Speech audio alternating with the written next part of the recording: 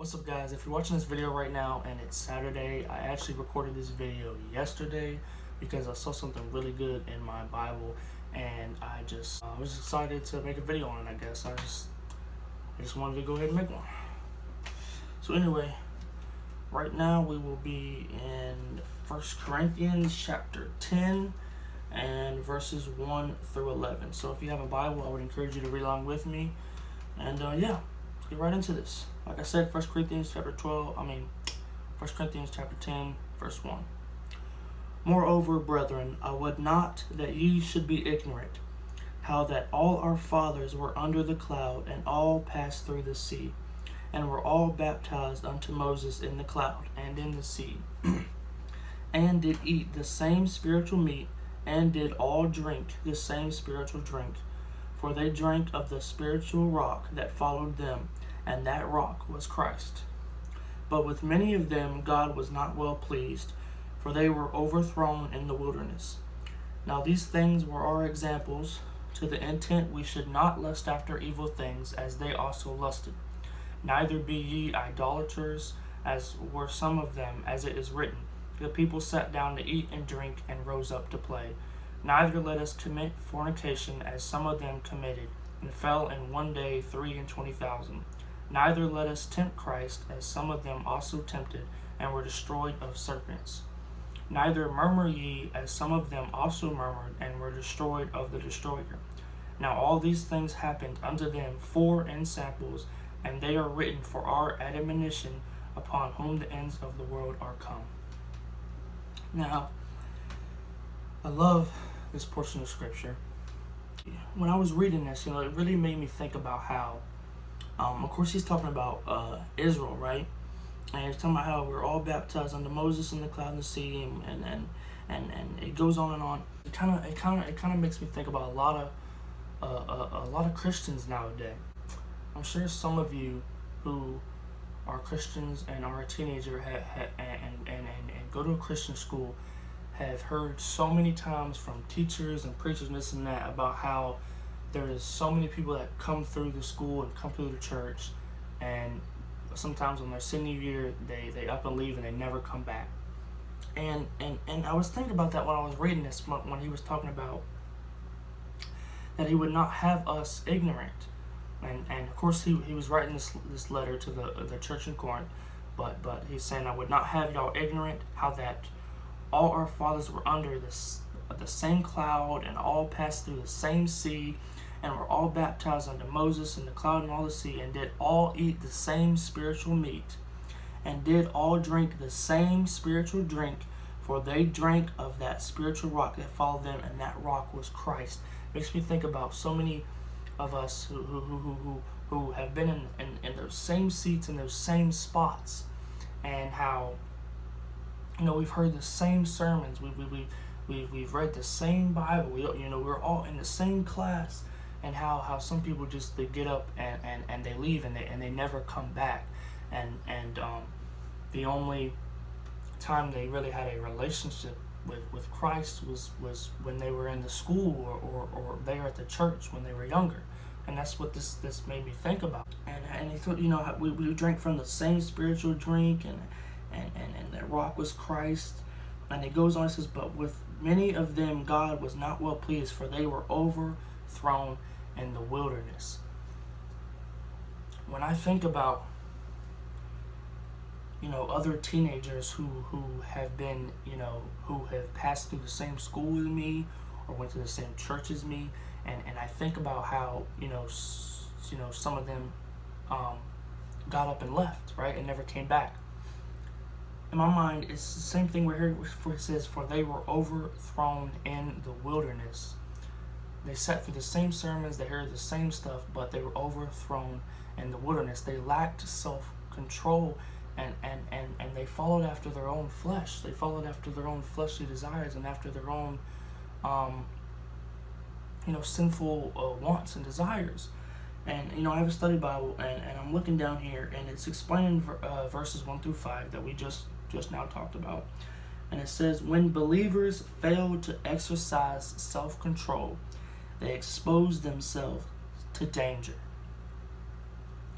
That's what happened to the Israelites when they were in the wilderness. They were overthrown in the wilderness. They lacked that self-control. And when they were in that wilderness, they it continues going there. It says,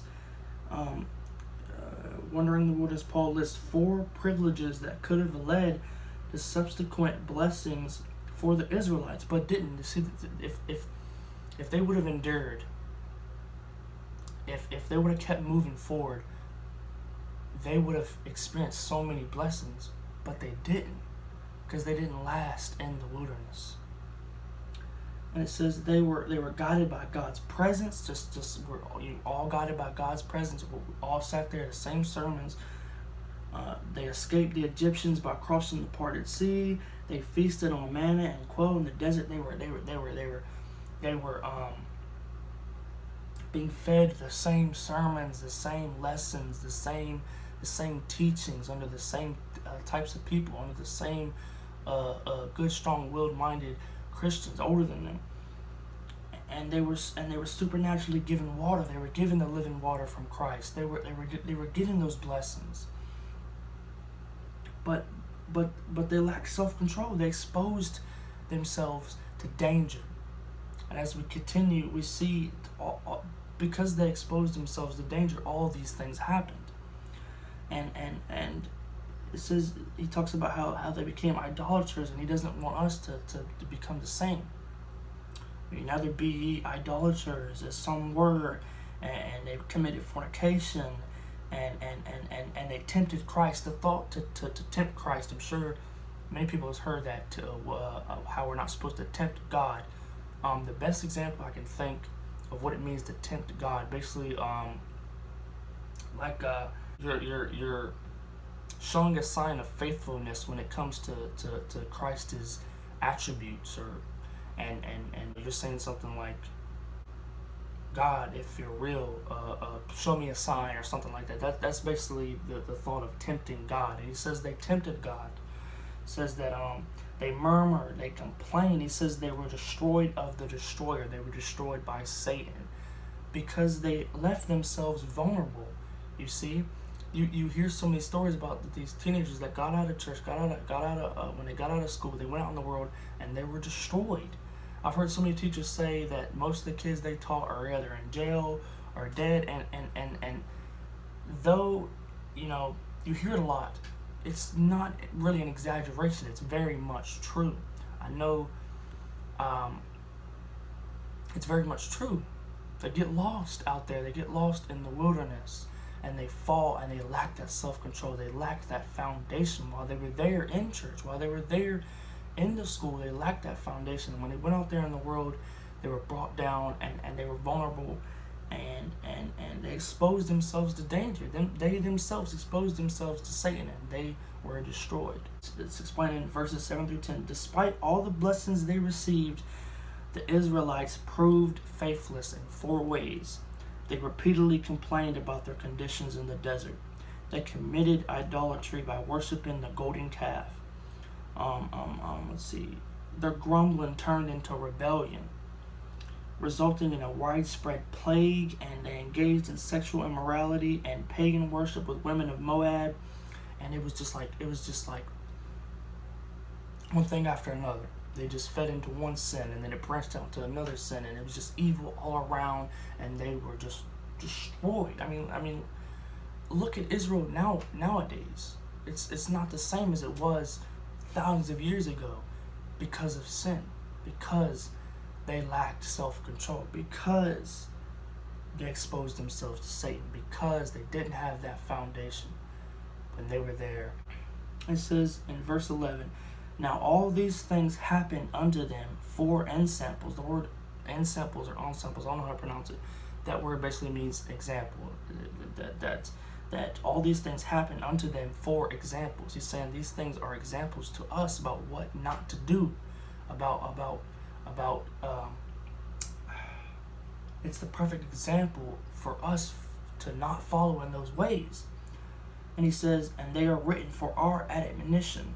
I think I'm pronouncing it wrong, but admonition, something like that. And I wrote down the definition for admonition, and it basically says an act or action of admonition authoritative counsel or warning. And he's basically saying, that became a warning to us. That was the example of not where to go.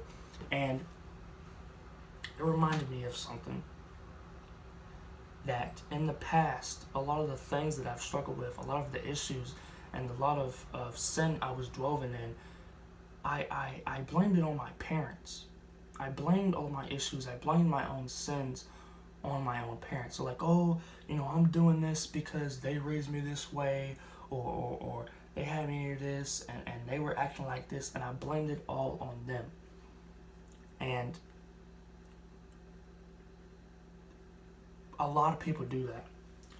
Not just people my age. I know a lot of people who blame their sins and blame their issues, blame their problems on other people. And I get it. It's such a relatable thing, and I understand. But as you see right here, he was talking about how our fathers were under the same cloud and all passed through the same sea. They were all baptized under Moses. They did all eat the same spiritual meat. They got lost in the wilderness.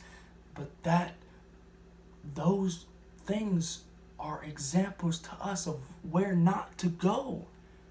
He's saying that the things that all these other people are doing are that you see is wrong.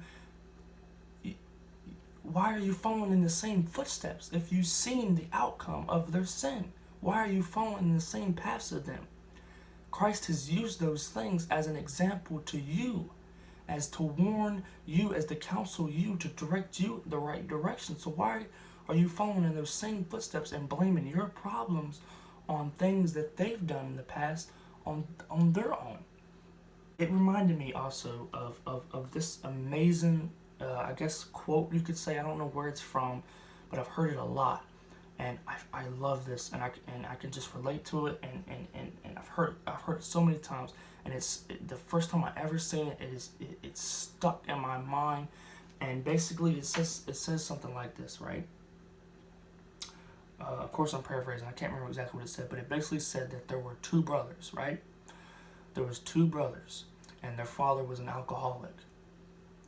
And it said that one of the brothers grew up and he became an alcoholic also, and he was just down in the dumps all the time, and he just didn't have a successful life, and he was just an alcoholic just like his father. And then people came to him and asked him what happened, and he said, my father was an alcoholic. That was him saying, the reason why I'm an alcoholic, the reason why I'm dealing with these things is because of my actions of my father. That's what he was saying. Two brothers that grow up, one says that, right? The other brother grows up, never takes a single sip of alcohol in his entire life, and grew up successful, had a great life, great family. They came and asked him what happened. He said, my father was an alcoholic. Two brothers, same house, same father, two different perspectives. You are your own person. Christ died for not the whole, not just Christ died for the world. He died for you. You personally, specifically. You cannot blame your problems and your sin and your issues on others. So if that's you today, if you feel like you're that brother who grew up and you're an alcoholic now, and you're depressed all the time, and you're blaming all your issues and all your problems on your parents or your past or their past,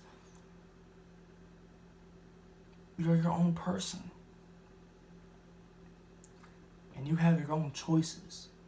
And you didn't have to grow up to become just like your father, your parents, whoever it is. You didn't have to do that. You were your own person. You have your own choices. And all those things that happened was an example to you, was a warning to you by Christ. Think of it that way. And go in a different direction. I used to constantly blame my problems on my parents. I used to constantly blame them for my issues until I finally realized that I'm not them. I'm a different person. Just because I'm their son, just because they raised me, doesn't mean I am them. I am a completely different person. I have my own choices, my own thoughts, my own will, and all these things. I made those choices that got me in those low places.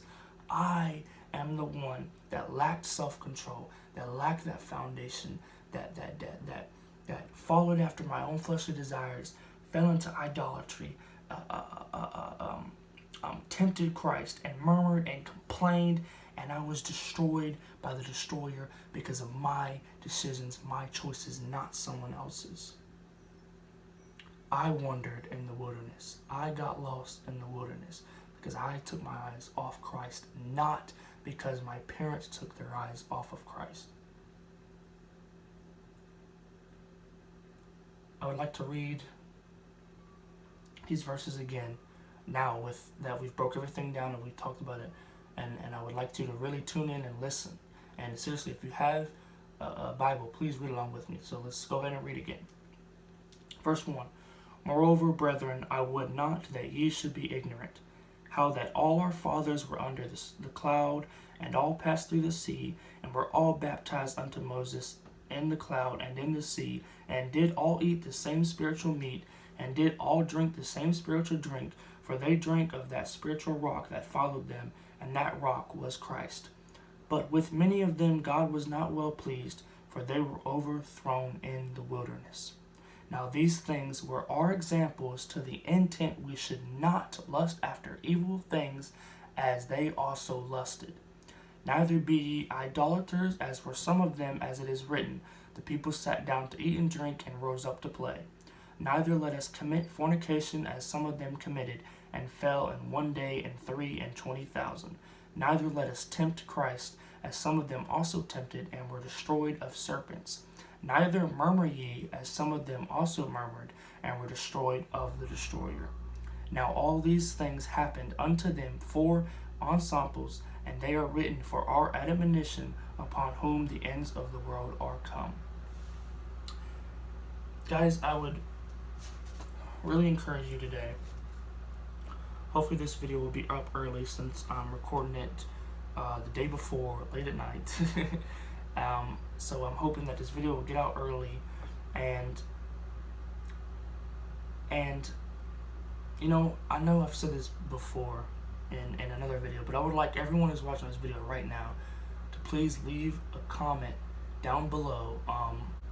Leave a comment down below and say one thing that you're thankful for. Just one thing. It can be literally anything. You can say you're thankful for your dog. I mean, I don't care. One thing. Show others that you're grateful. Show Christ that you're thankful and you're grateful for the things that he's given you. Please, everyone who's watching this video right now, put something down in the comments that you're thankful for. Don't say, oh, you forgot and this and that. If you're watching this video right now, every single person, put down in the comments one thing you're thankful for. And like the video, and if you're new, I encourage you to subscribe. And seriously, guys, I love every single one of you guys, and I pray and I hope the best for all of you.